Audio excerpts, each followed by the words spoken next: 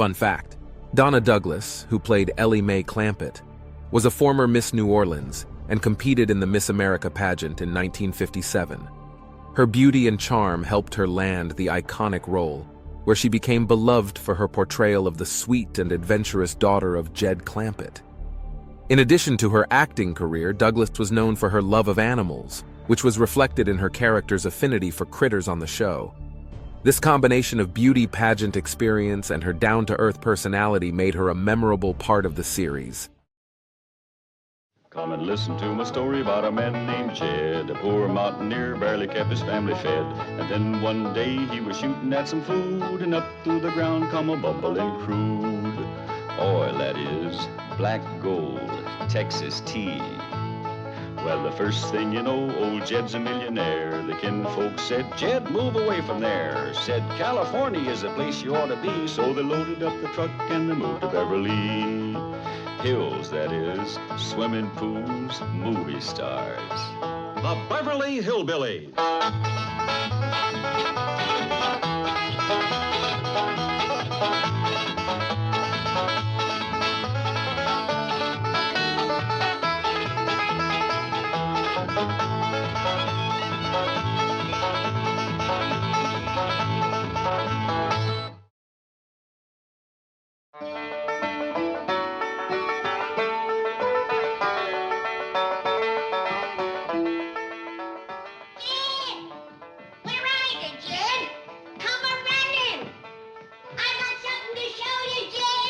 What is it, Granny? You're the head of the Clampett clan.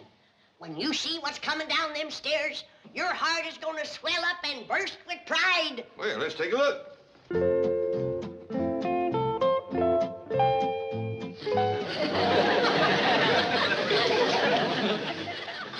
Granny, that's right cute, but it don't exactly swell up my heart with pride, man. I didn't mean him. I meant Ellie Mae. Come on down, Ellie. Oh, you got her all prettied up for a date, huh? Purdied up ain't the half of it. When that boy sees Ellie, he's gonna drop to his knees and pop the question today, just like it happened to me 60 years ago. How can you be sure? Looky yonder. There's me, 60 years ago, head to toe. Let out a little in between.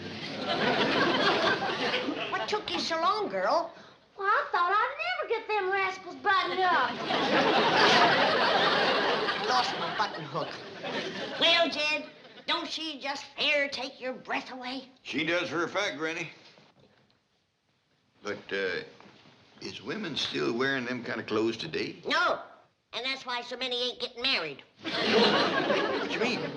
Women's clothes today don't leave nothing for men to wonder about. You take them women down to the victual store. Them women come in there wearing little shorts and something they call stretch pants. They all look like a 4-pound sausage stuffed into a 2-pound skin. Right in the middle store, huh? Oh, it's shameful.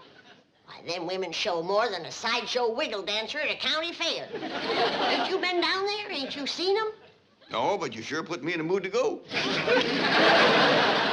Nothing to fun about, Jed. You want your daughter to have a happy marriage, don't you? Oh, of course I do, but... Ellie, come here. Oh, no, Ellie. Take little bitty steps and hike your skirt a mite. No. Honey, you watch me. Give him a little easy glimpse of your calf.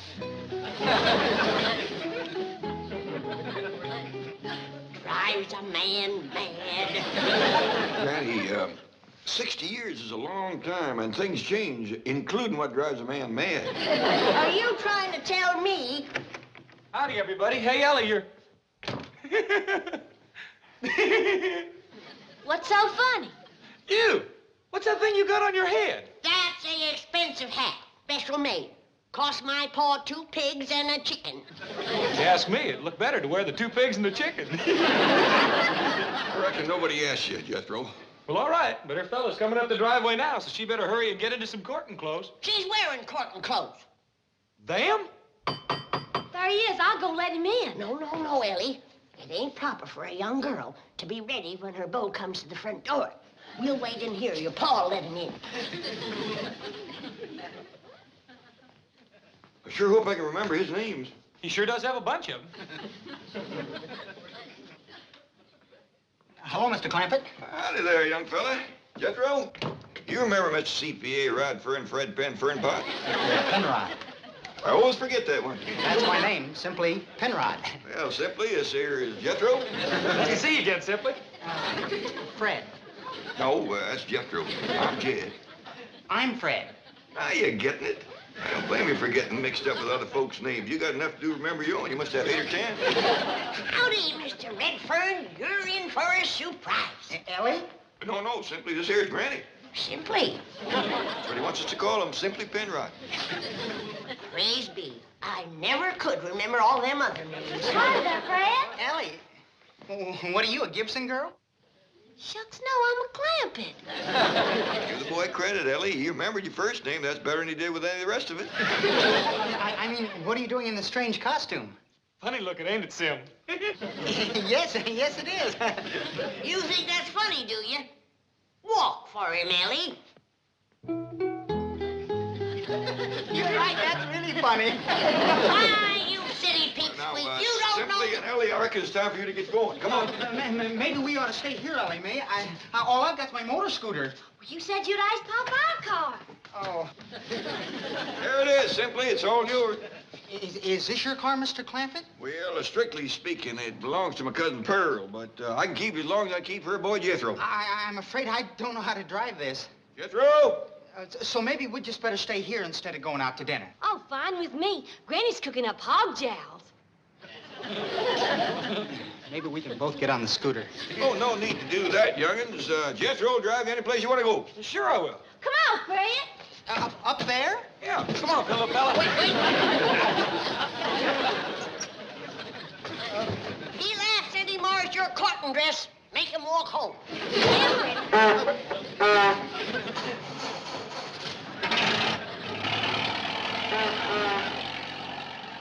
Ed, I think we're making a mistake, letting that city whippersnapper court Ellie.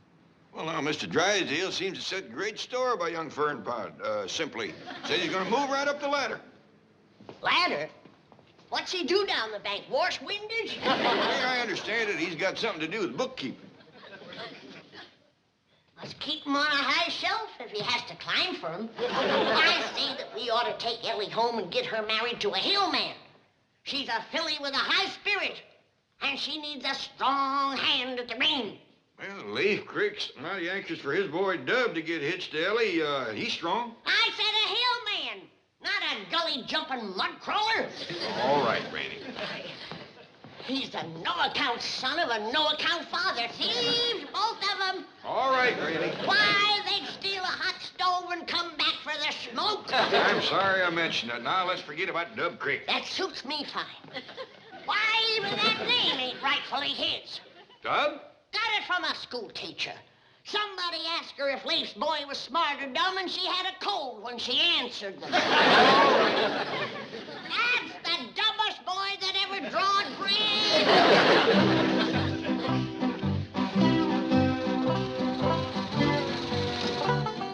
Well, boy, now you're gonna commence a courting that sweet, beautiful, rich Ellie Mae. Wake up, boy. I'm awake. Then open your eyes. What for? 'Cause we's there. We's where? At Jed Clampett's house, doggone it. Now open your eyes and have a look. What for? I believe you.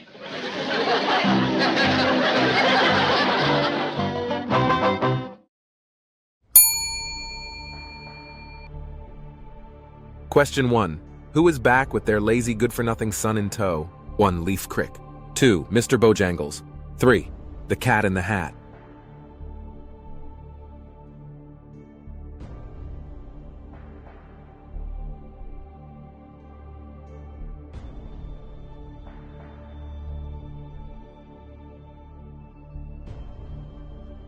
Question 1.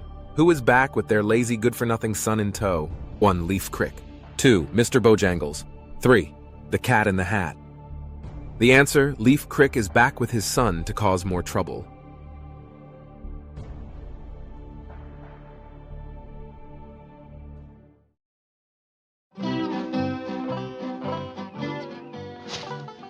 Now, boy, when they open the door, you let your pa do all the talking, you hear? Selling the Clampetts on letting you marry into their family is going to be harder than sneaking daylight past the rooster. Wake up, boy. I'm talking on you. I'm awake, Pa. Then look at me. What for? I know what you look like. Oh, there now. I got that nasty old bee that stung you on the head. Why, Jed Clampett, I didn't see you standing there. You know my boy, Dub. Well, yeah, I do. Howdy, Dub. Boy, Mr. Clampett done said howdy on you. Now, why don't you answer him? Because you said when they open the door to let you do all the talking. I ought to see another bee. You head smart, boy? Answer the man. Only when Pa hits me. Another one to buzzing by. Y'all better come in out of the bees. Well, thank you, Jed. Thank you.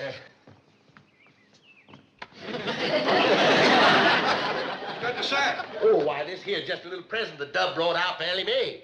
A nice batch of black walnuts, the kind you can't grow out here.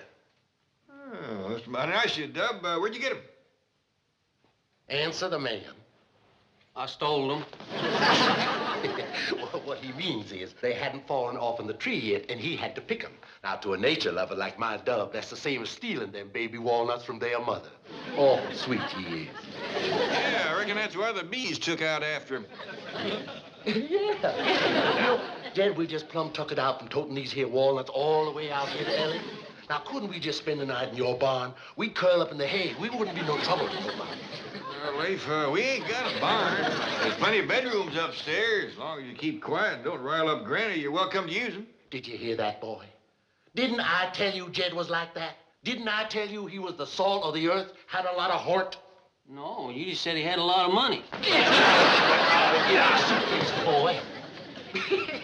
You know, it must be all them bee stags that got his head all rattled. I'm putting you in here for the sake of peace and quiet tonight. This room's the furthest away from Granny's. Well, shucks, Jed. Granny snoring ain't gonna bother us none. Ooh-wee. This is right out of a castle, that's what it is. What do you think of this, Dub? Fair takes your breath away, don't it? Come on, boy, speak up. Tell Mr. Clampett what you think of this beautiful room he's giving us. Roof leaks, huh? Don't think so, Dub. Of course it don't leak. What do you want to say a Dub thing like that for? Because there's a tent over the bed.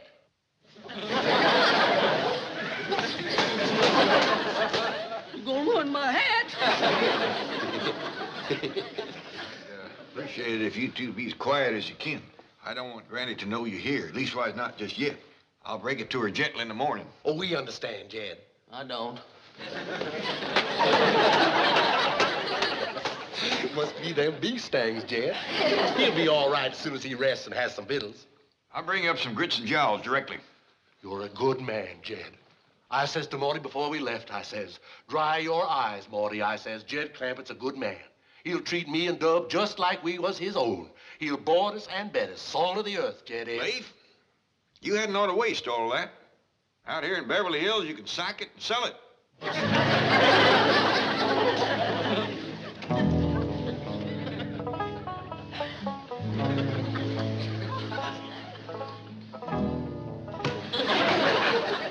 Now, you get yourself cleaned up and you get into them store-bought and city-made courting clothes of yours and you ask Ellie Mae to marry you.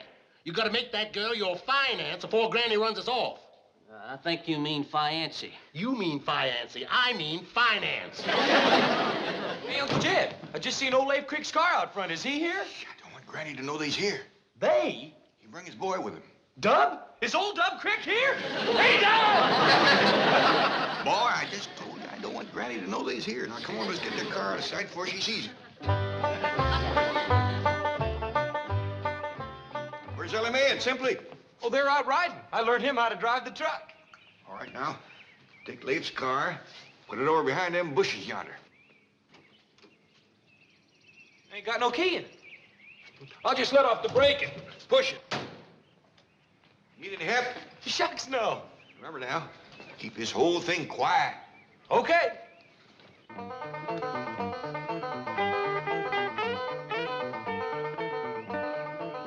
Not so fast, Jethro. You're headed for the hill.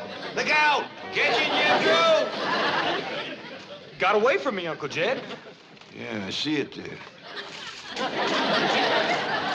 There she goes.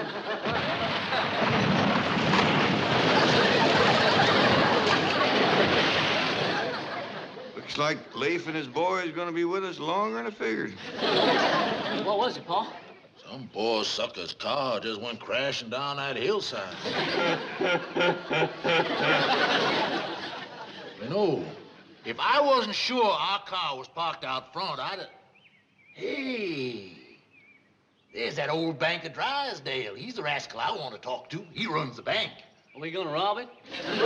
I'm gonna get you a job in that bank. Well, then we gonna rob it, huh? You get in your car. Go.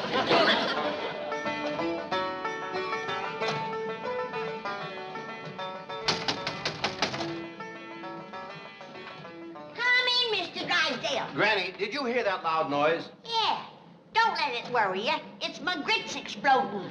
Grits explode. Yep, they do it every time I pressure cook them. Care to stay for victuals? We're having some blowed up grits and some deep fried hog jowls. No, thank you, Granny. And a nice green salad. Wilted crabgrass. No, thank you. Tadpole soup and some candied crawdad tails. No, really. As a matter of fact, Miss Hathaway is having dinner at our house, and I was hoping that Ellie Mae and young Fernpile could join us. Oh, he's a young CPA at my bank. Oh, you mean Simply? Who? The little window washer. Greetings, Granny. I'm sorry, Chief, but Mrs. Drysdale wants you to come at once. She's ready to serve the shrimp. Looks like Simply come while you were gone. What? You better not keep your wife waiting. Au revoir, Granny. Same to you, whatever it is.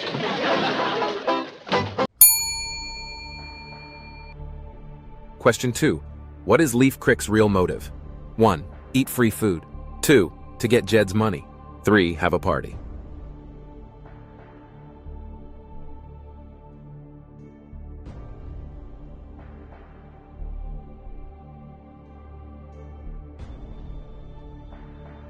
Question 2. What is Leif Crick's real motive? 1. Eat free food. 2. To get Jed's money. 3. Have a party.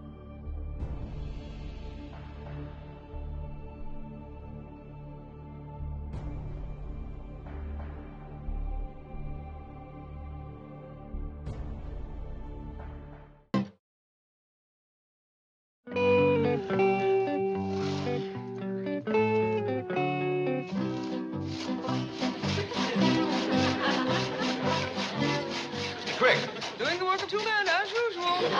human dynamo. Why, it's beautiful Miss Jane and handsome young banker Drysdale. You know, for a minute there, I thought I was seeing Ginger Rogers and Fred Astaire. By George, Crick, you're too good for this kind of back-breaking work. Now, won't you reconsider taking a job in my bank? You mean a white-collar job? Yes. Well, sir, it's too late for me to change the hard-working habits of a lifetime. All I can hope for is that my boy has it better. You have a son? Well, you wouldn't know he was my son, ma'am. My boy Dub has a head on his shoulders. Smart lad, eh? Mr. Drysdale, smart just ain't the word for that boy. Mr. Crick's son sounds like a natural for our executive trainee program. Just what I was thinking. Mr. Crick, can your boy fly out here and talk to me about a job? Fly? Why, Mr. Drysdale, just for the honor of shaking your hand, that boy would crawl out here on his hands and knees. Well, just have him fly out. I can't, Mr. Drysdale. I'm a poor man. All I got are the rags on my back. Oh, of course. How thoughtless of me. Here. Sir, I couldn't take money from you. I'll have him walk out. Walk? It's over 2,000 miles. It would take him weeks. Well, he can run some of the way. Nonsense, here. If he flies, he'll be here in a few hours. Oh, sir, all this money. It's worth every penny to have Leif Crick's son in my bank. Chip off the old block, I'll wager. Oh, yes, ma'am. That boy is a born crook. I mean, crick. Bless you. Bless you both. I'll run telegraph him.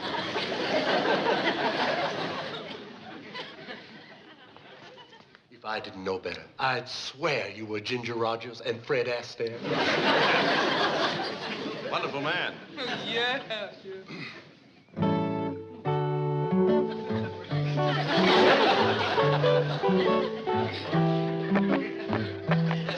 Howdy do. I pressure cook 16 pounds of grits, 30 sets of hog jowls. Nobody shows up to eat.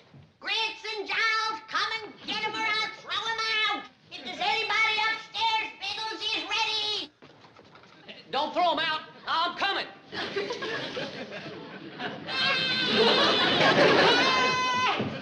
a creak in the house. Where's my shotgun?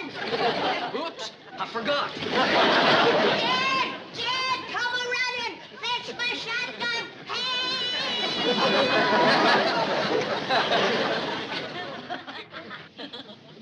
What is the matter, Granny? You're yelling like you seen the devil himself. I seen worse. A crick. Dumb crick. Too bad, Uncle Jed, after we tried so hard. Ow, my toe! It must be gonna rain. Why don't you go out in the kitchen and have some victuals? Just 'cause it's gonna rain ain't no cause to stomp a fellow's toe. Now then, Granny, just where did you see this, crick, was it? Yes, it was it? Dumb crick in his underwear. He came flying down them stairs, and when I yelled at him, he went flying back up. Kind of like when you seen that giant jackrabbit nobody else could see, huh? That jackrabbit was here, and Dub Crick is here, and probably is no good paw along with him. Well, then, their car ought to be sitting out front, huh? Yeah, let's go set fire to it.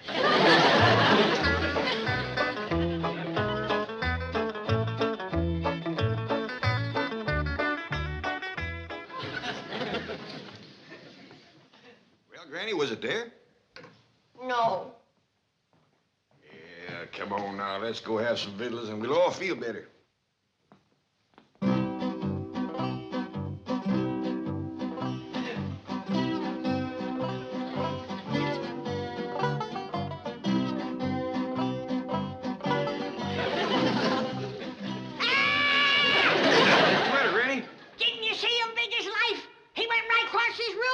Giant jackrabbit? No, Dave Crick, he's here. Maybe you've been working too hard. I tell you, I've seen him.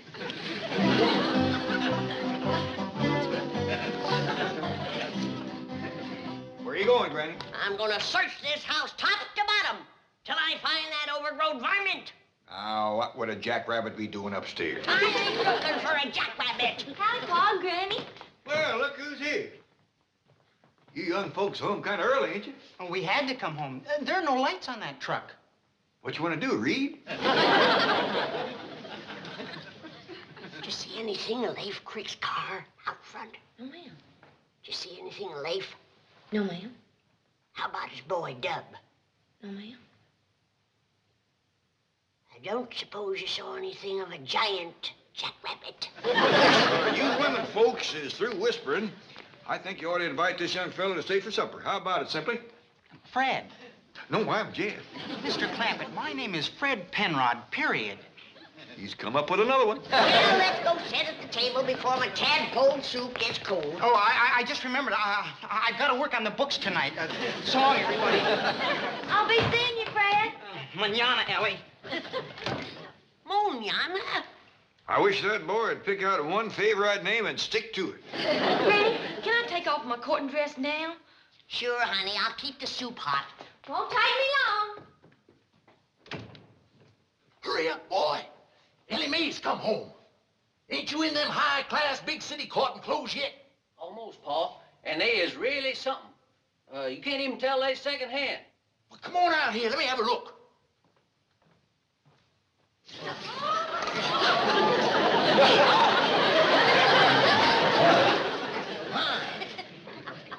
I've never seen nothing like that before.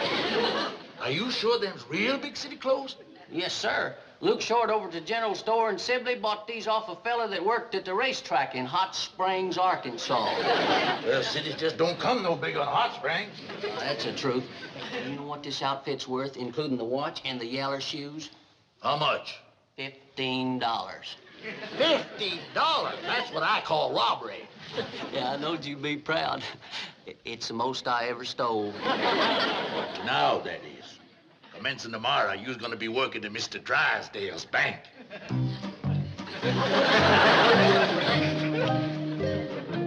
Now, by dingies, we'll find out if I'm seeing spooks or cricks. I never knew a crick yet to pass up free grits and jowls.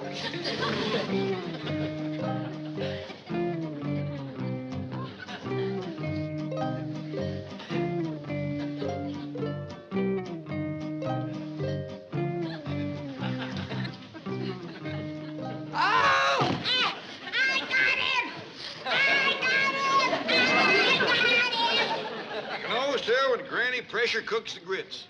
Tenders them up real nice. Dad! Dad! Come help me, I caught him! Caught who, Granny? Just pull on this rope. You'll see. Well, does that look like a vision?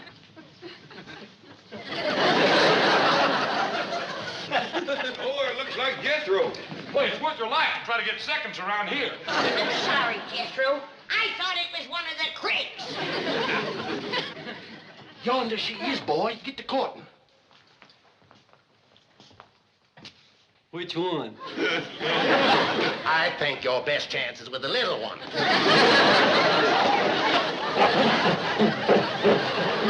Grant, there are the cricks. Oh, no. I ain't biting on the same visions twice in one day.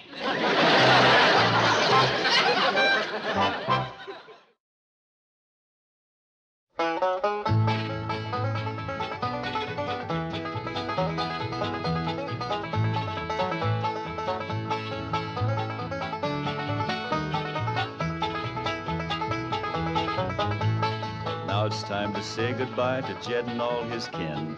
They would like to thank you folks for kindly dropping in. You're all invited back next week to this locality to have a heaping helping of their hospitality. Hillbilly, that is. Set a spell. Take your shoes off.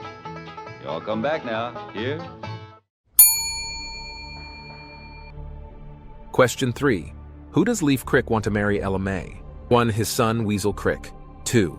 Mr. Drysdale. 3. The Cat in the Hat.